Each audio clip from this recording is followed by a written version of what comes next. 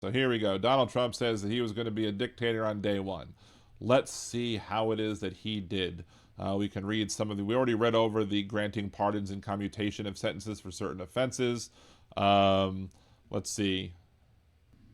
Protecting the meaning and value of American citizenship. I mean that's already going down right now because you're now president again. But uh, the privilege of the United States citizenship is priceless and profound gift.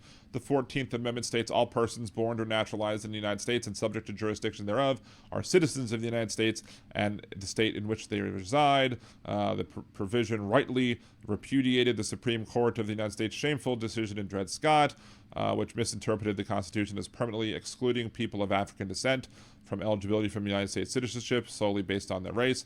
But the 13th Amendment has never been interpreted to extend citizenship universally to everyone born within the United States. That is true. That is a true statement. If you are a child born in the United States of a foreign diplomat that is not subject to the jurisdiction of the United States, that child would not become a citizen of the United States because their parents are not subject to the jurisdiction, and neither is the kid. But Donald Trump wants to say that, that applies to more people than just people who have diplomatic immunity. Consistent with this understanding, Congress have further specified to legislation that a person born in the United States and subject to the jurisdiction thereof is a national and citizen of the United States at birth, generally mirroring the 14th Amendment's text along the categories blah, blah, blah.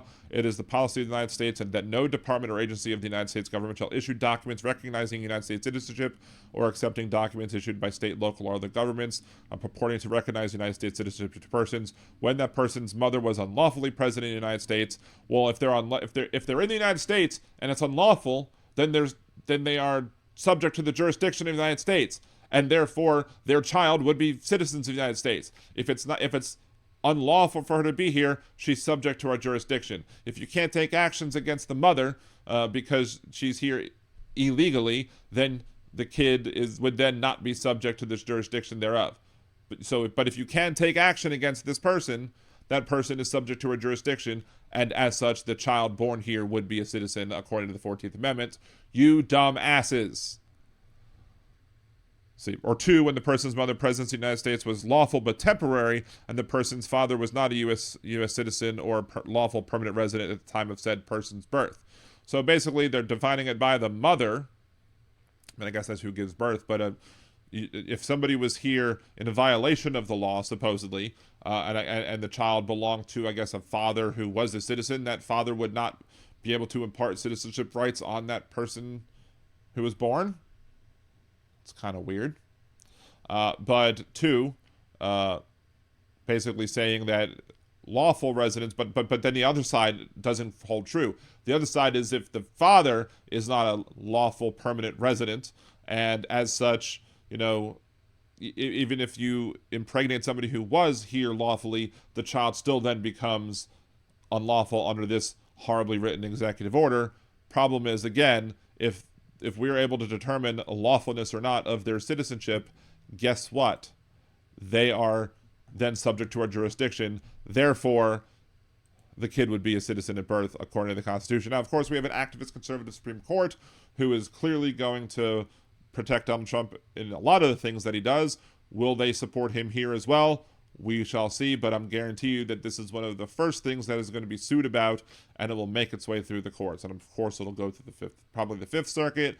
Fifth Circuit will probably have old Donnie Boy's back. Then it'll go to the Supreme Court, where it'll ultimately have to be determined if this is correct or not. If they actually take their job seriously and actually understand English words, these people, this executive order will go the way of the dodo. Unfortunately, we can't count on that because we have 5 people in the Supreme Court who are beholden to Donald Trump and who are more than willing to, manufacture things out of thin air, like, full presidential immunity and the fact that people who are deemed to be here illegally are not subject to our legal jurisdiction.